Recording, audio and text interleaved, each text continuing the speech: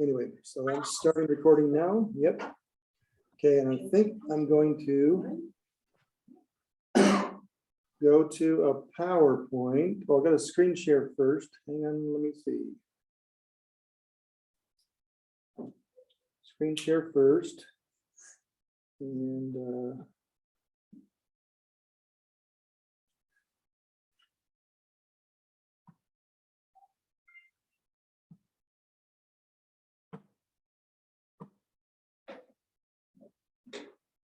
okay.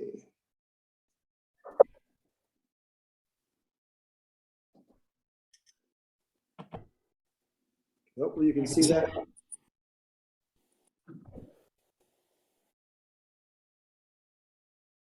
That's not starting.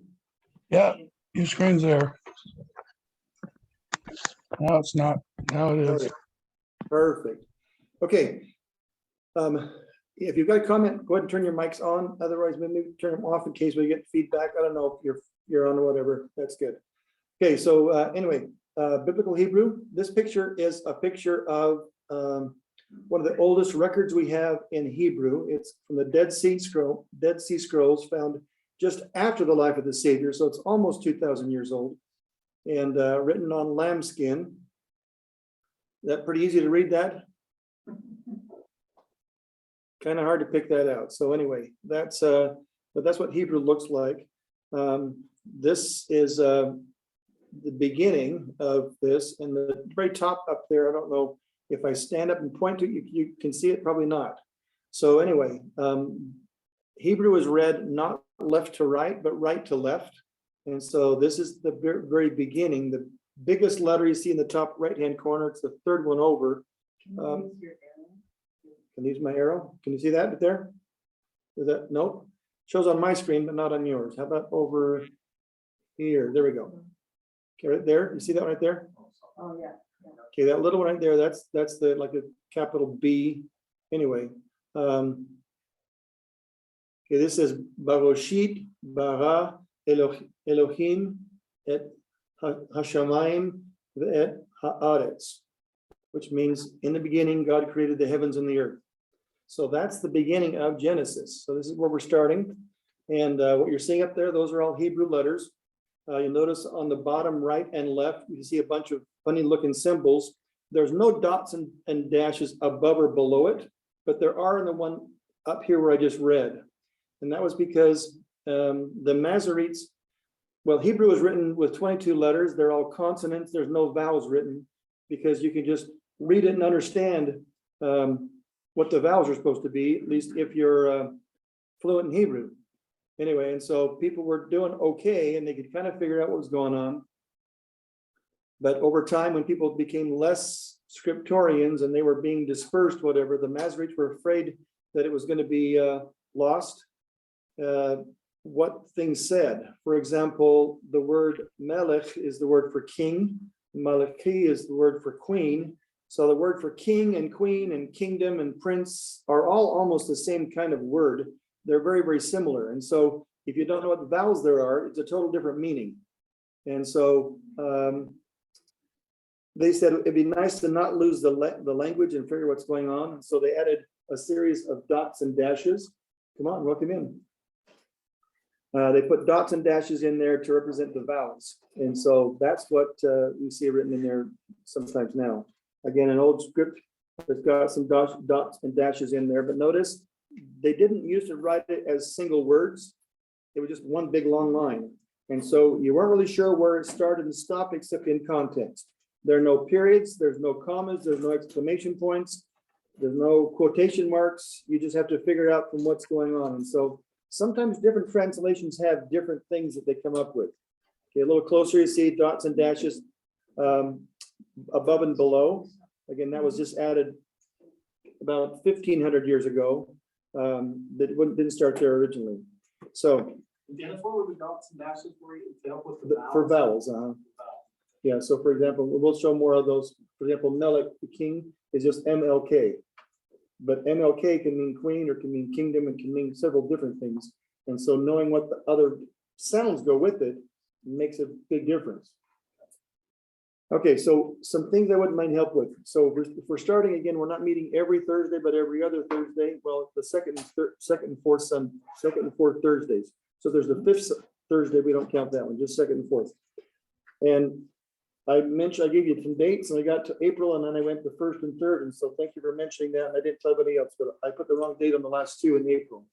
Anyway, so that's okay. So about 10 minutes before, I wouldn't mind some help setting up tables and chairs. At 7 o'clock today, there was nobody here, so I wasn't sure if it's put up tables or not. Anyway, so that's great. And you know, we can obviously hold more people than this, but this is great, no problem here. And then about 7 o'clock, well, I wouldn't mind help with prayers. Maybe somebody helping me run the Zoom in case I need to move something and people can't see it, whatever, that's great too. Obviously, I'll be do some homework and do some participation in class, that's great. And then at 8 o'clock, when we're done, help put tables and chairs away. So that's what we're looking for. Question about decisions. I thought about, should we just do it live and only have people that are here get to participate? And other people said, well, I'd rather stay home, or my spouse can come, but I've got to stay home with kids, or we're going to switch every other week or whatever. And I thought, well, if you try to make it a little more other options, Zoom would be okay. If we're, you know, if I become sick and I say I got to stay home, then we'll all be Zooming, I guess, and we'll just go from there. And that's fine too. I thought about doing delayed recordings. If I record it and put it on, say, Marco Polo, you could watch it in the middle of the night or whatever. You wouldn't have to be here. But the problem with that, you need to sign up before I start sending them out. So I set it up today, and someone else joins next week. They couldn't join into Marco Polo, or they did. Anyway, I'm not sure how that all works, but that one, I looked at that one a little bit. And I thought about archiving it, maybe put this so you could then take a look at it next week or next month. I'm not sure how long. And I need to talk to the bishop about that. We do have a Word YouTube page, a YouTube account, YouTube channel or whatever that we can stick things on that you're welcome to. So I'll try to do that now. I'm recording this right now. I hope I'm recording it right now. And we'll be able to put this up, and then those who missed it can take a look at it later. So that's some decisions I was looking for, okay? What qualifications, okay? I'm not really qualified to do this. I've got a willing heart and kind of a failing mind. About 35 years ago, I took a class at BYU. I was studying science or whatever, but I thought I wanted to learn things besides just science. And so I learned a little bit about calligraphy, and I learned a little bit about other different things. And there was a class I said, oh, Hebrew, that kind of sounds fun. And my brother had taken a Hebrew class and he enjoyed it. So I used his same book, printed in 1971, and he got it right off the press, and I got it 10, 11 years later. But anyway, I enjoyed doing it. And I was the top of my class for that first semester. And some of the people were kind of mad that I was doing so well because they were linguists and I wasn't. I was just a science guy, but I was fascinated, okay? And we did a lesson a day, Monday, Wednesday, Friday. So 3 days a week for eight weeks. We went through 24 chapters in the book, or 25 chapters or whatever. So that was good. It was a long time ago. And I enjoyed it though. And last year I had a lady that used to teach at BYU. She decided she'd do an introduction Hebrew class in Bountiful. Her name is Tina Peterson. And so she said, people can come to this, and it's $35 for a semester or whatever. And so that's fine. I went to it. It was the same book and the same chapters I did, and that was great. And then she wanted to get us into doing things online. And I thought, I'm not ready to go online and look for things, but it wasn't as bad as I thought. So anyway, I thought, well, I'm definitely not as qualified as she is, but I'm willing to give you some ideas. And I'm sure that a lot of times you'll say, what about this? And I'll say, I have no idea what you're talking about. I have no idea the answer to that. Okay, so I'll try my best, but I can't guarantee a whole lot. But anyway, so my expectations and your expectations, let's see if they match up or not. Okay, if you're thinking you're going to be 100% conversant in modern Hebrew, that's not going to happen because I'm not conversant in modern Hebrew, and modern Hebrew is quite a bit different than biblical Hebrew is. Okay, if you think, oh, we're going to just have a bunch of gospel story times and we'll just share this in my lessons, it'll be all great. There's a lot of background before you can get to a story, and I only know a few stories, and so unless you come up with more ideas and more ahas and more insights, we'll have limited number of those. There are some things we'll talk about each time you say, oh, I didn't understand that before. Oh, that makes sense now. And there's things that are culturally put in there, and I was going to put a quote from Lehi or from Nephi, and I totally forgot it. But he was talking it's in 2 Nephi 25. He's talking to his he's writing to people, and he says he said, I haven't told my kids much about things in Jerusalem because they were pretty wicked people. But it says the Jews know things about the Jews, and the understanding the background helps you understand more about them. And so that's what we're after, is hopefully get a bit more understanding about what they were talking about and get some insights. We're going to just watch 100% Bible videos. Well, that may be interesting too, but you can do those on your own. Group internet readings, maybe not. Just individual Hebrew internet study, again, you can do that by yourself, or just 100% book work. And the answer is probably, yeah, it will be quite a bit of just book work out of the book. Okay, so the book I've got over here, I'll show you one of them. Okay, this is the book from my brother's 1971 edition. It's not available in print any longer. I saw some people selling it for $300 online. It's one of the best ones out there, but I've seen other people selling it for 20 or 30 bucks. Okay, and it depends on how bad and condition it's in. They reprinted it 2 years later in '73, and it's a paperback cover. It's green paperback, and new it's about 30 bucks, and shipping is free. And if you buy one that's used, sometimes they're $18 plus $8 shipping, so it's about 26. So it's almost cheaper to buy a new one than a used one. But whatever, that's a possibility though. Now you may say, well, I don't know if I want to do this. This may be boring, and I don't want to spend all that money first. That's fine. There's a PDF version of this that you can download for free and have the whole book. And then you can just go along. You can print off the pages you're interested in, or you can just watch along and take notes. That's great too. So anyway, hopefully you're gonna get some entertaining gospel insights. I'll throw in a little bit of independent audio and video teaching and learning, a little bit of homework, a little bit of extensions. There'll be some internet different things there to find. And hopefully that you'll be leading to a group or individual Hebrew internet Bible study. You'll be able to teach yourself some things online. The lady I mentioned, Tina Peterson, she does a class, and she started 2 years ago. She had a bunch of us come on. She's had probably 40 of us turn on, started up. And after about 4 months, everybody dropped out, but about 12 of us. And so she kept us coming back every Friday, and that was Friday. I had Fridays off. So it was $5 per person per time you came. So you came more, it cost more, but it was good insights. It was fine. And of that original crew, there's about 12 of them that are still coming back, but I work on Fridays now, so I can't go there. And then there's another group she started the next year, and she had several of them, and she's down to about 30 in her second group.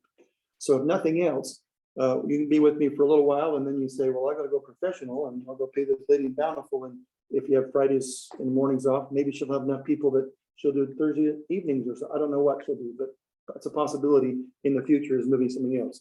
Again, so the textbook, and instead of saying, well, buy the textbook, and after a month I say, never mind, I'm giving up on it. I'm not going to do that to you. I'll go at least 6 months. Ideally, we'll go longer than that. Maybe we'll go a year. That's fine. And then hopefully be ready to move on. That's only about half the book though. And I've never been to the other half of the book. It's a lot of tenses in English. How many different tenses are there? Just 3? Past, present, and future. Is that right? Actually, there's 14 tenses in English. There's 15 in Spanish, and there's 7 in Hebrew. So you could be talking about the future or the past or the present all in the same sentence, and you've got to understand by context what they're talking about. And so it is a little tricky, and I don't understand all of that. But you go to Blue Letter Bible, and they understand it, and they'll translate it for you, and you say, oh, that is what it's talking about, and that is the roots, and that makes sense. So again, we're looking at within 6 to 12 months, you'll be able to look online and teach yourself Hebrew from the online Bible, and that'll be great. Okay. Again, the hardbound issue, if you buy one, they're all going to be used because they don't print them anymore. The 73 version, they're still printing some of those, again, about 30 bucks new. And that's the link for the PDF version of it, or you can just type in, the guy's name is Thomas Landon, Thomas Landon, Introduction to Biblical Hebrew will come up, and you just find a PDF and download it. That's great. There's also a couple versions of the answer keys. So I've got one of them over there. There's also one from BYU. They said, this is a good book, but there's no answers. And so they made their own book and pass it out for free. So anyway, I'll also send out a PowerPoint presentation of each chapter we're going to be doing. And we're starting with chapter 0 today. So it's before chapter 1. And this is kind of introduction to sounds and letters and whatever, the alphabet. And so if we get done with this and say that doesn't sound too bad, then please email me which email address you want me to send things to, and then I'll send you a little PowerPoint. Hopefully you have access to PowerPoint, and you can then take a look at that. So to get through the first half of the book, if there's interest in there, we do 2 chapters a month, once every 2 weeks, times 12 months, that's 24 chapters. That's 1 semester, but I can't give you credit for it because I'm not accredited, and that's okay. And then we'll hopefully transition to have you study online the Blue Letter Bible, and then maybe possible transfer to Tina Peterson's beginning Hebrew class. She has 2 different levels right now. She may have 3 next year. I don't know. We'll see where we're going from there. Okay. But again, I will send a copy of this to you, and you can say, "What? Did I memorize it all now?" You can take. That's fine. You can take pictures of it, or you can wait and I'll send it to you, and you decide if you want to go from there. It's fine. After tonight, if you're still interested, please send me your email address. I can send you the PDF. I mean the PowerPoint presentations, and a cell phone number. I can text you for breaking news if I wanted to say, remember tonight we're meeting at 7, so I don't have to type in that message to everybody or whatever. And if you send it to my regular email account, mrescientist@gmail.com, I get at least 40 spam emails every day, and so I've got 4,000 emails in it right now, and once a month I go through and start cleaning things up. So I may miss your email if you stick it there. This one's up there at least once a week. Okay, so 38thdude@gmail.com. I check these weekly. You can text me, that's my phone number, and I check that at least daily. I don't check it minute by minute or hour by hour, but at least once a day I'll get back to you if you text me there. And again, this will be up here. I've also got it at the very end of the presentation, so that's good. Okay. Is it writing that down? I'll wait a minute. Okay, next. So the book that we're looking for, again, this is today, chapter 0, introductions. This is what it looks like in 1971. It looks like that in 1973. So you see a bright green cover. That's the paperback one, and you see the hardcover, and they're kind of that dusty greenish gray. That's the 50 years old, but it's one of the best ones on the market. And you say, well, isn't it outdated? No, it's biblical Hebrew. Biblical Hebrew is a dead language. It didn't change. Okay, so it's not going to change. Like, well, new rules. No, they're not going to have the word awesome in the Bible. Okay, it's not going to happen. So perfect. Okay. So this is the beginning of it, and I thought I'm not going to just sit here and read this all to you. So I will include it. If you go home and say you send it, I send it to you. You can go through and read all this. That's fine. But this is just the preface to the book. So today, this is the boring part of it. Just read all this part. So I'm going to just skip through most of this. Okay.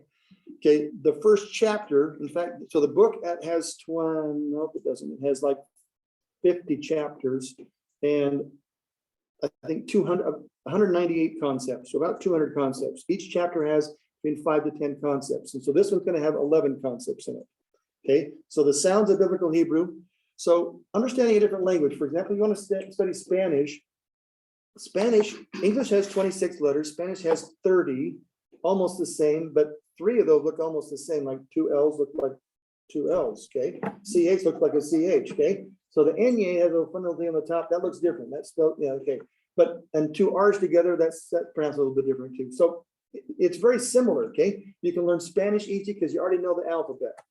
Well, if you're trying to learn Greek or Hebrew, it's a totally different alphabet. So you got to learn what the heck the letters are, and then how to pronounce them, and then what the heck they mean. So it's like learning 3 languages in one. And so that's much more difficult. Okay. So I'm just letting you know right up front, this is going to be a little bit challenging. It's not as easy as learning Spanish or French. Okay. It's doable. Okay. And so some people enjoy just listening to it. That's great. And so there's a lot of videos you can learn biblical Hebrew online. And I'll show you some of those videos at the end of the day that aren't bad. Okay. So anyway, that's good. That's good enough for now. Okay, the first part then talks about the Hebrew Bible and what it came from and where does the language come from. Okay, so Hebrew is a bunch of different Semitic languages, at least 4 different groups. Okay, and I guess I skipped that. Okay, I thought I had the page. Okay, maybe it's later. anyway, it comes from, we have a Babylonian, and we have Armenian, we have Akkadian, we have Hebrew and Arabic, and there's a lot of different languages that came off. And so some of them are pretty similar. Greek, Arabic and Hebrew don't look anything similar. Some of the sounds are similar. Greek doesn't sound as similar at all, but some of the letters are really similar. And so there are some similarities. And again, I'm not a linguist, but that's okay. So talking about different consonants, okay? So in the book, they're going to write things in a certain way. For example, if you see, okay, so there are different kinds, and I'm not a linguist again. Labial means things you're going to use your lip with, okay? And so to say letter B, you put your lips together to say B, right? Okay, they're going to write it as this, like B is in bait. They put a P, which is like P is in pay. M is in main. W, what as in well, okay? But vase, you're going to stick your teeth on your tongue, teeth on your lip. And so labial dental refers to that you're using you're doing this way, okay? So it's going to be written with a B, but it's B underlined. And it's going to be, because in Hebrew, it's the same letter for the B's and the V's. And you got to just understand from context which way to pronounce it, okay? The letter P here, okay? P is, okay? P with a line over it, sounds like F, like face, okay? And so that's going to be written differently. So this is how they translate it in our Bible. It's going to be written as a transliteration, okay? It's going to be pronounced as an F. Or the T here, with a line under it, is going to be as in thin. Okay, interdental means you stick your tongue between your teeth.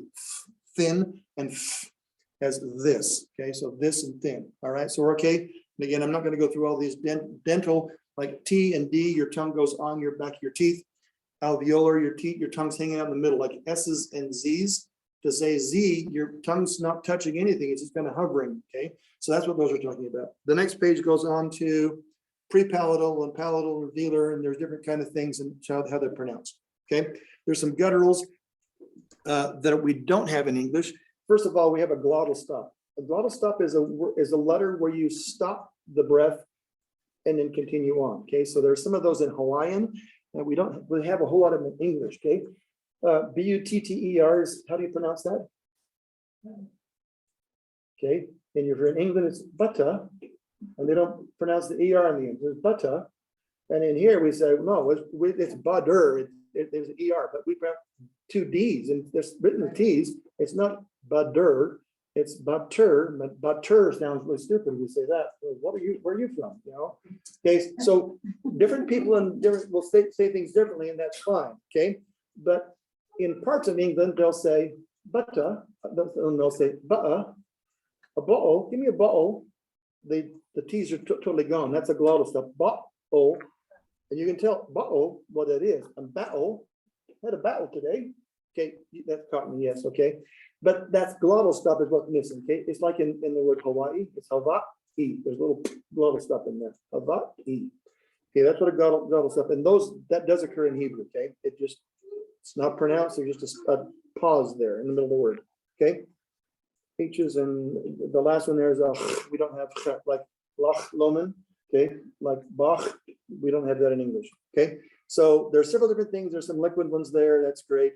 Okay, and then down to vowels. Just talking about all the different kinds of sounds of the vowels and how they're going to write them in the book.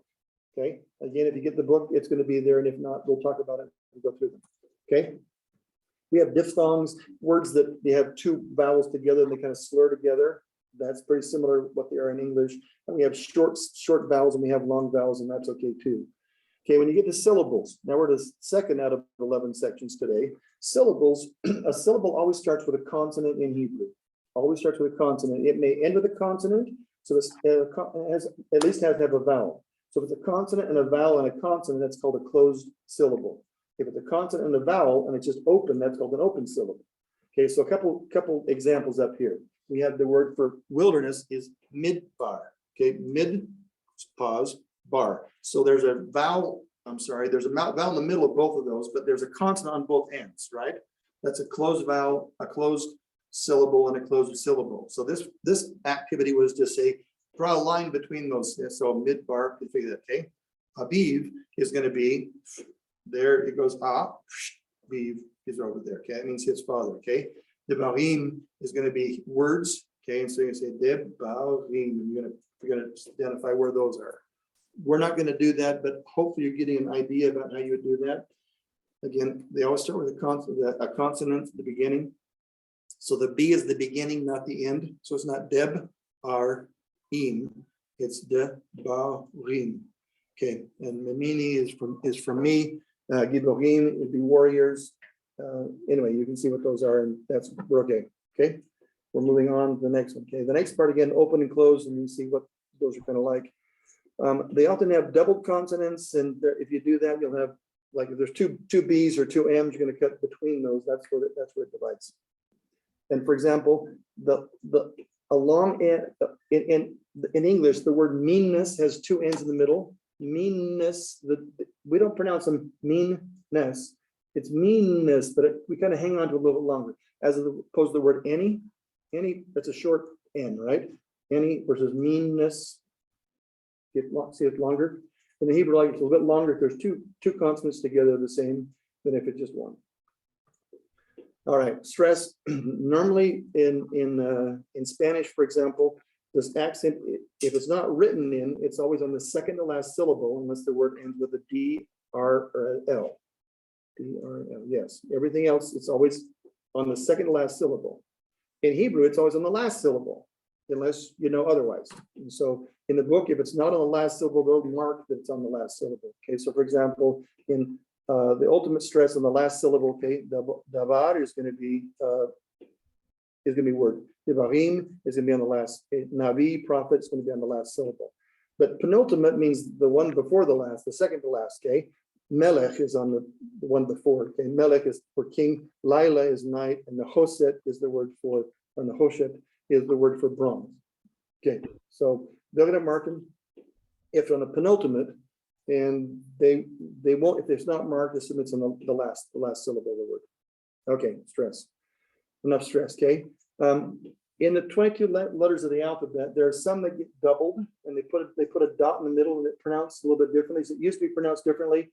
Now a lot of them are not pronounced differently. Okay, and they're called the Begad Kafat letters.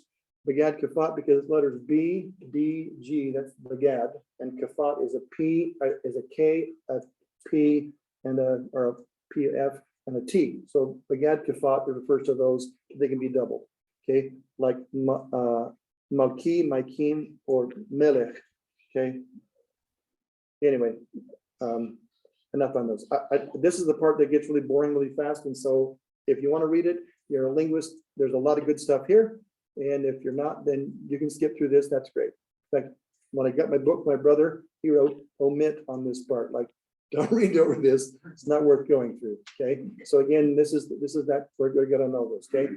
So different where the accent is, that's one, the schwa. Okay. And I thought, wait, we have schwas in English. That's the schwa. It comes from Hebrew, by the way. That little letter that's like a E upside down and backwards. That's a Hebrew word. That's one of the vowels in Hebrew. Okay. So I learned that in second grade or whatever. And I thought, what? That's Hebrew? Anyway, surprising. Okay. Guttural consonants. Oh, you ignore that one too. Okay. So that's fine. The Hebrew alphabet, though, we have a lot of history on this coming back from whatever. And Hebrew, as I say, Hebrew is a dead language. Hebrew was spoken for 1,000 years or so. And then the Jews got kicked out of Jerusalem and they stopped speaking. Okay. They got assimilated to other countries and it was spoken, they picked up other things. Now, some of them kept Hebrew words and they used the new vocabulary, the new language where they were in German. They would write the German alphabet, they'd write Hebrew words. We call that Yiddish, for example. So Yiddish became from an offshoot of Hebrew, but it's not true Hebrew. So biblical Hebrew, totally dead, totally gone, totally unchangeable. Kind of like Latin is a dead language and no one speaks Latin. However, about 80 years ago, when they said, hey, 90 years ago, they said, hey, let's bring people back in Israel. We need a language. And so they reconstructed the language. And so modern Hebrew is not biblical Hebrew. They use the same letters. They pronounce some things differently. In fact, some of the things we're not really sure how they pronounce them because no one that was alive back then is alive now to pass it on. So a lot of people will say, well, it's pronounced this way. No, it's pronounced this way. And you can argue because there's a lot of ways it could be pronounced. I was really good at in English about memorizing how to spell things. I was good on spelling bees. I could spell things. We went over to Israel, and we're looking for this particular place. And here's a sign that says Bethlehem. What's that? You know, and over here it says Bethlehem. Same thing. Okay. And there was some things would have 3 or 4 or 5 different spellings for the same place. So that, what a dumb idea is that? Okay.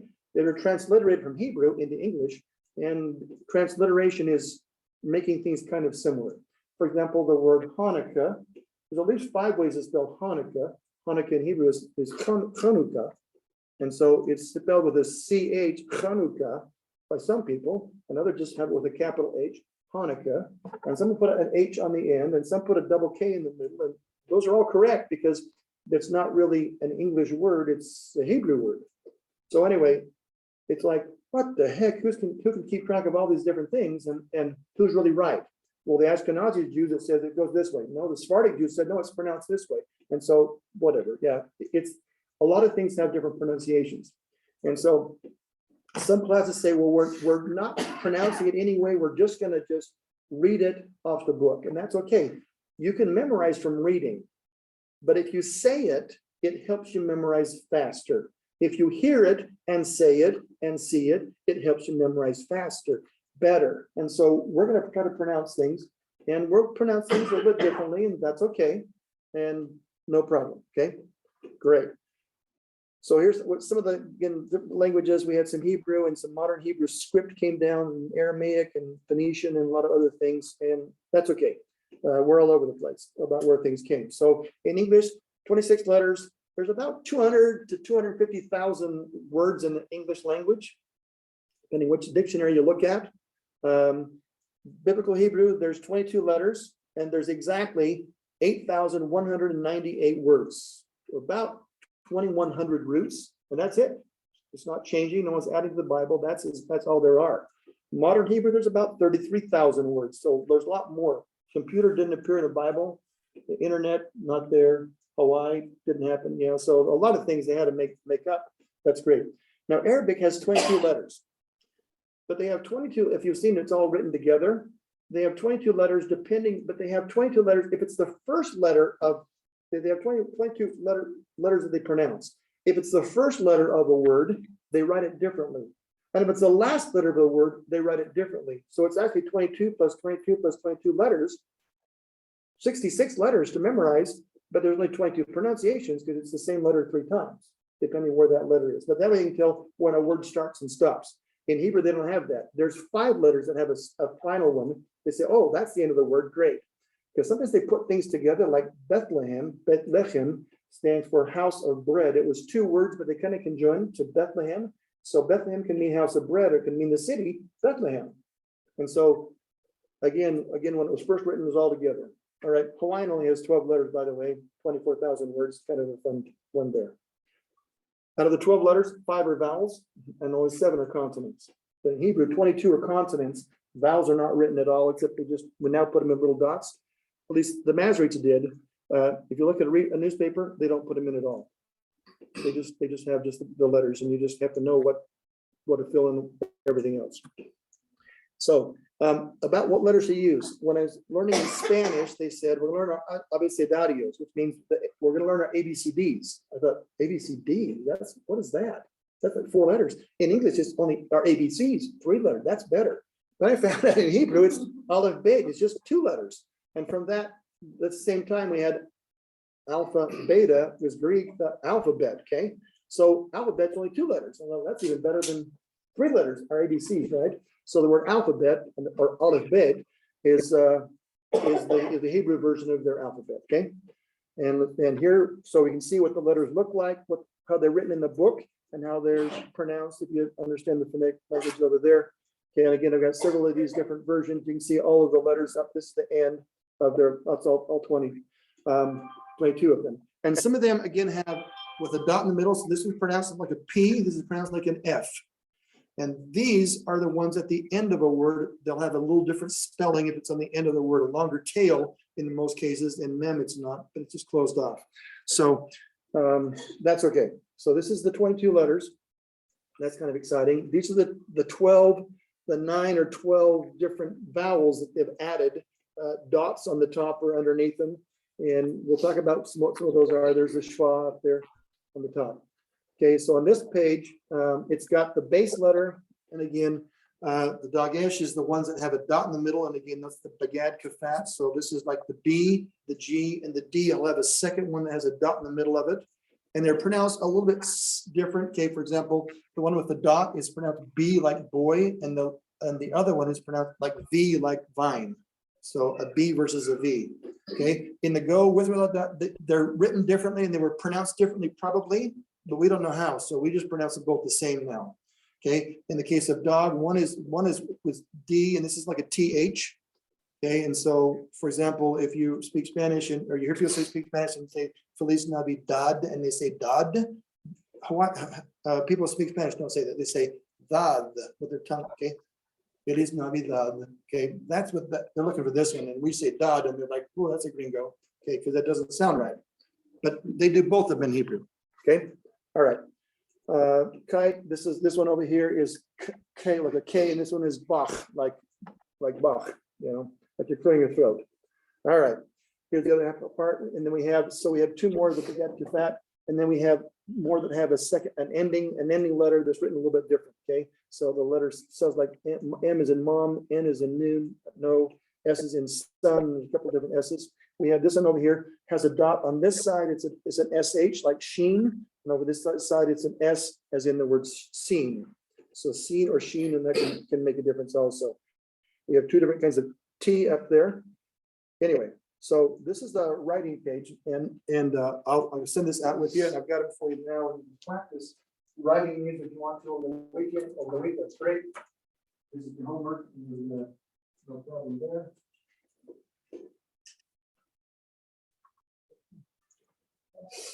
Okay,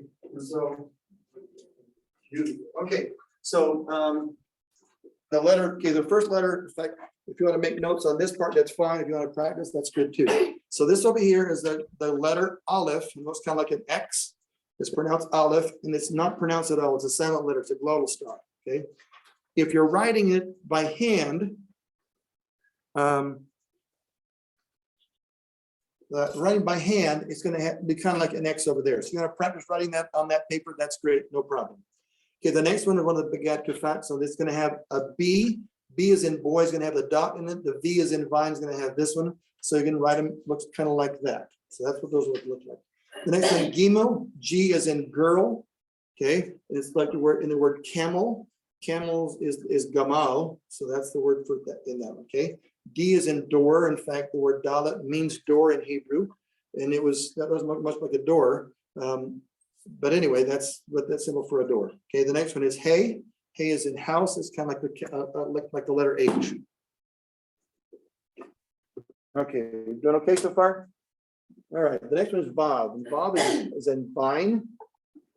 Okay, Vav is in vine, and it's like a letter V. Something if it has a dot in the middle, it sounds like a U, like an U. Okay, the next one is Zayin, and Zayin is like in zebra, and it's also the word Zion. You know, talking about Zionists, people want to get people going back to Israel or become pure in heart.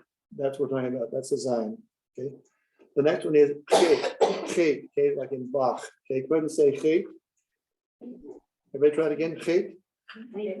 All right, that's one that's hard to do. Okay, most of them are easy to do, but that's one that's quite different. Okay, the next one is Tet or Tate or Tes. In some countries they call it Tes, T-E-S. But anyway, it's like T is in tall. The next one is Yod. It's like yes, like it's a Y sound. Okay, we're good there. Yeah, Yod. Okay, the next one we have Kaf, and it can either be K is in kitty or is in Bach. And so we have two different versions that have the sound to them, the Chet and the Kaf.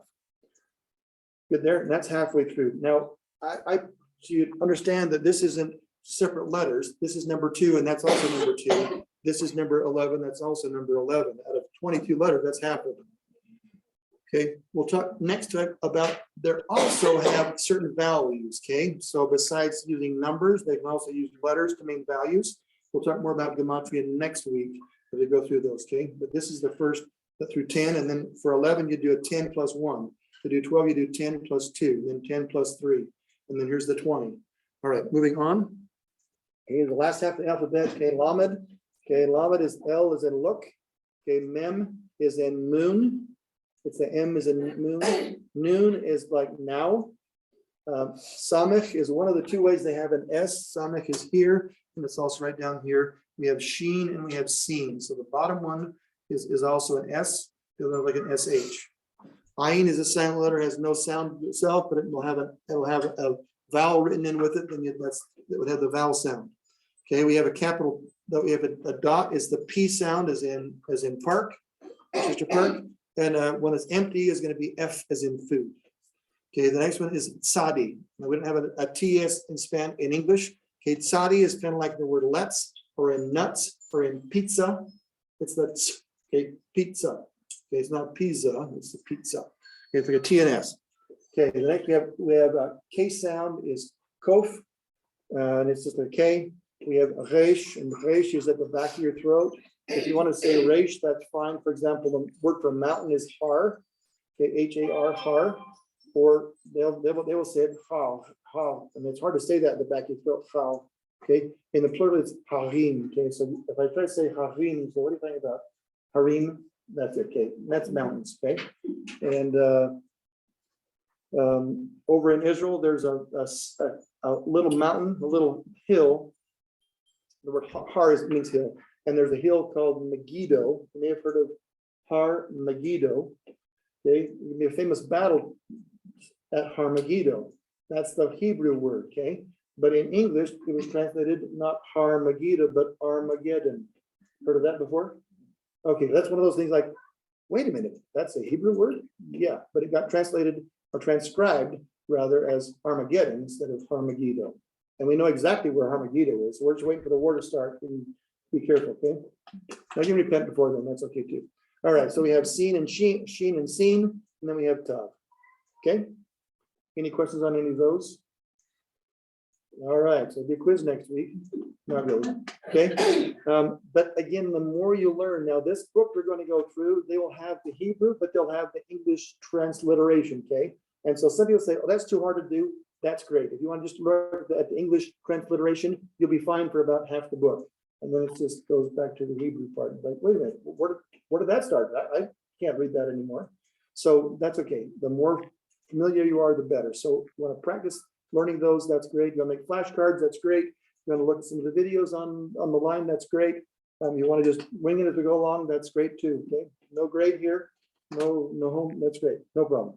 Okay, so again, it's the same letters. Aleph, this instead of bait, called it base, and vase for the next one, and gimel and dalet, hey vav zayin, and we call it ches instead of tate. Okay, and taste instead of tate. Okay, so again, wherever you go, they have different things for the same things, and that's okay. Okay, this is still Hebrew, and we're okay with those. And then down here for the vowels. Now, whatever vowel, again, they add it to the consonant. So this is the consonant aleph. Okay, and again, Hebrew goes from left to right. So if we're looking at over here, so this is whatever letter it is. If it's an aleph, it doesn't have any sound to it. Okay, a kametz has a line and a dangly thing coming down, kind of like the letter T almost. Okay, it's pronounced ah. Okay, right next to patach is also pronounced ah. They're pronounced just the same now, and so people in modern Hebrew are saying, let's get rid of one of them. They sound the same, but in biblical Hebrew they probably sounded differently. And how they sound differently, no one's alive that speaks it anymore, so we're not really sure. Okay, but some of the rabbis will tell you that they know how it was, and that's okay. Okay, the Tsere is going to have two dots like that. It's kind of like that, an EY, like an A sound, like Ray, or today or whatever. Okay, a Segol is going to be like an sound. So we have an A and an sound. Shva is going to be just a short kind of an like the. It's not very long. It's not not the. It's the. It's very short, kind of an E sound. Is going to have a letter O, and it'll have a vav there and a dot. Sometimes they wouldn't add in letters if it was already there, because that was what was written, that they put the dot there. But if it wasn't there and you needed to have something like in the case of the word shalom, for example, they just put a dot up there and you understand that's the O sound. Okay, a Keurig is gonna be like a short E vowel, E sound there. And a vav with a dot there is gonna be an oo sound. But if the oo's not there, they'll put 3 dots down here for kibbutz, and that's gonna be the U sound. So we have a, e,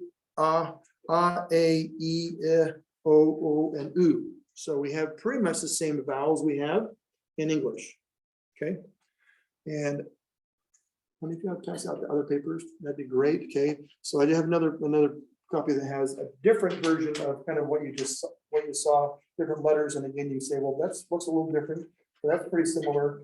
That's great. So again, the more you look at that, the more you study, the more you learn them. That's no problem. Okay. All right. Okay. So looking at ancient Semitic and Hebrew. Okay. Originally in ancient Hebrew, before Old Hebrew, whatever, in Paleo Hebrew, the first picture here was a picture, it's called El, and it was a picture of the head of cattle or whatever. Okay. And then in Middle Ancient Semitic, it turned to this kind of symbol. It was a little bit like a cow's head, not quite. And that was more like an X, doesn't look anything like a cow's head. Okay. And that's where we get Aleph from. Aleph looks like that. Okay. This is like what a tent would look like. This, like your tent's going to go around and around, and you're going to have all the people living into the tent. This is like a picture of the tent. Beit meant house. Okay. Beit became this, and it became this. Doesn't look much like a house anymore, but that's where they came from. Okay. And then we have gam, which means foot. Doesn't look much like a foot in any one of those. It's chicken foot. I don't know. Okay. That's it now. Anyway, so as you look at these, yeah, this what you want to go through it. This is what they mean. This is what they came from kind of a pictographs from Phoenician.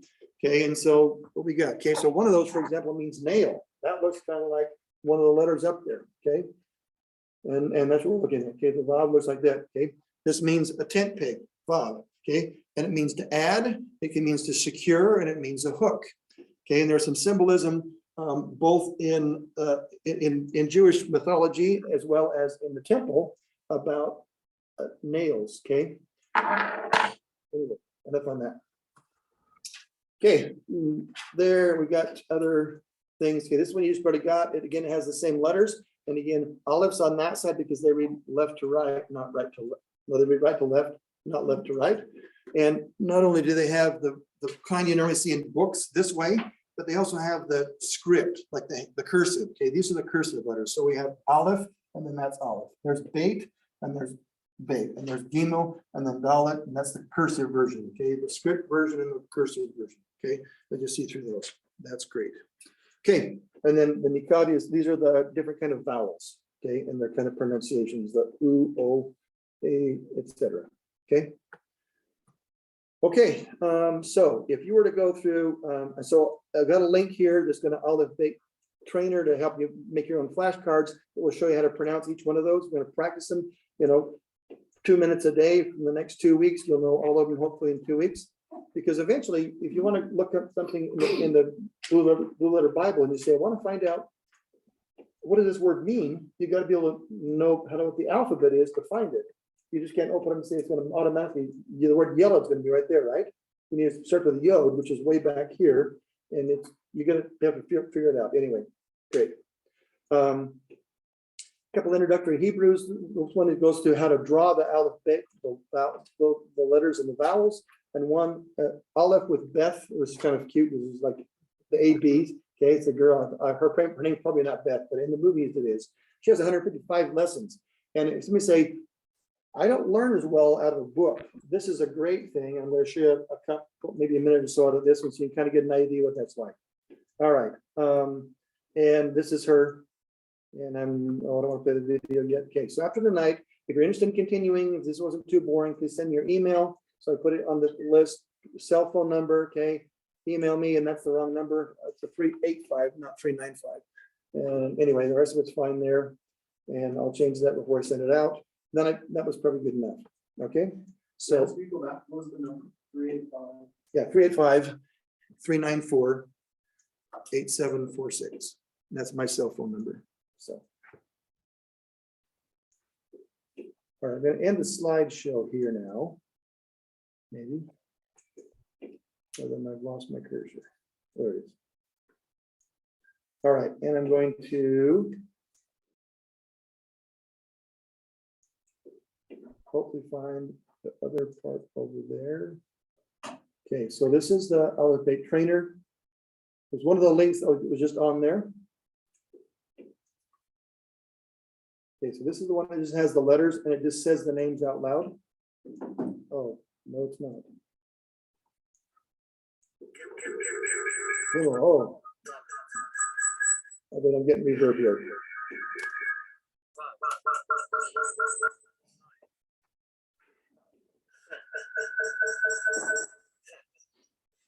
You get the idea, okay? He just reads them all off here.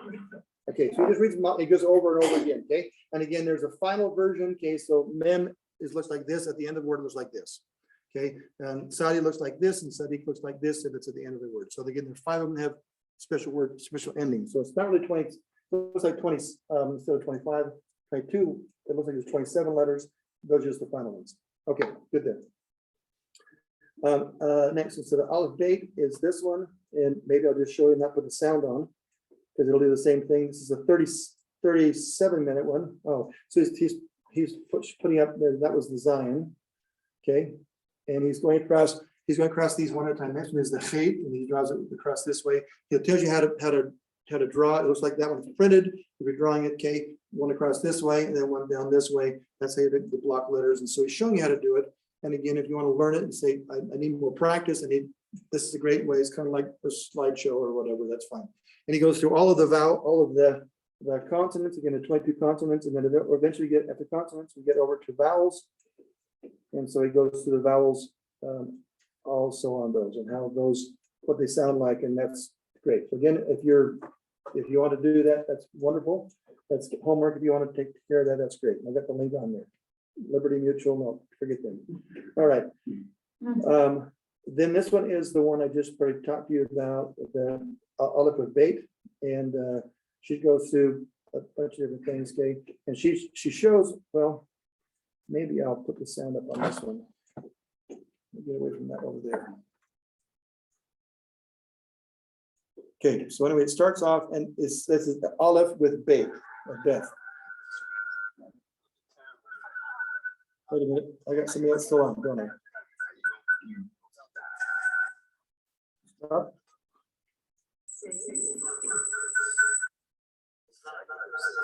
Okay. Well, that's still going.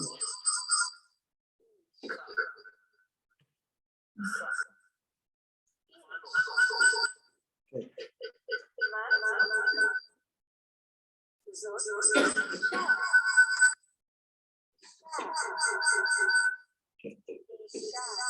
Anyway, she's Ish and then Isha.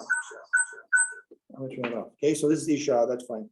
Okay, and eventually you figure out what she's saying when they say, she says, Mazeh, which means, what is this? And she points a little doll of a guy, and then she says several guys, Mazeh, and that's the Ish. Mazot, which means, what is this? Feminine name, okay? That's okay. Now, Mazeh, what is this? And this is going to be Par.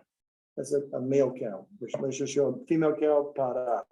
Okay, but there's no English in this at all. You've got to be able to look at this and say, what the heck are you talking? Oh, I get it. And it will suddenly pop. You say, I understand. And these are going to be things not about computers or whatever. This is biblical Hebrew. So as you will go through and you understand, there's 155 videos. I've seen the first one, and I liked it. It was good. So if I have enough time, I'll go watch all of them. But this is, 30 minutes or whatever. So that's good. So if you got time, that's another background resource you can take a look at and understand more about cows and horses and other things we're talking about. And then later we get into other vocabulary and nouns and whatever. So that's good. Okay, now we're up to 4 letters, 4 words here. We have man, woman, male cow, I guess bull, and then female cow. So good. We good there? All right. Okay, so hopefully that was something that, and again, if you say, this was not what I was looking for, and I don't want to go buy a book, and I want to just go look online, that's fine. No problem. That won't affect me, okay? My wife often told me that I could help. I could teach Jake and Vicky Hebrew, and I thought, what? I don't know enough Hebrew, and I thought, well, if I'm doing it for one, I might as well do it for several people. So that's great. So if it's just Jake and Vicky and I, then that's fine. We'll stick it out a little longer. If you guys want to come back, that's great too. We'll meet back in 2 weeks. Okay. Any questions you've got? I did a lot of talking. Okay, so next time we'll be on lesson 1, chapter 1, and it will go through, now we'll get to words instead of just letters and whatever. So this was more boring, I think, than the rest of it was, it's gonna be. So hopefully you'll stick with this, that's good. Okay, Sister Park, do you mind giving us a voting prayer?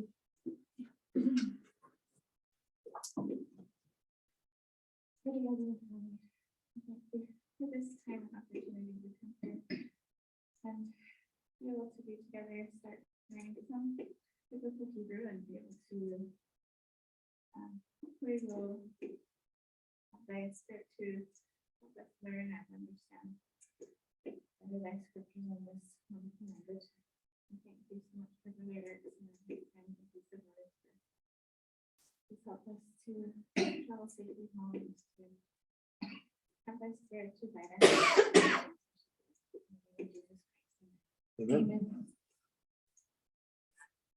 Thank you. Thank you all for coming. I didn't ever see how many people we had online.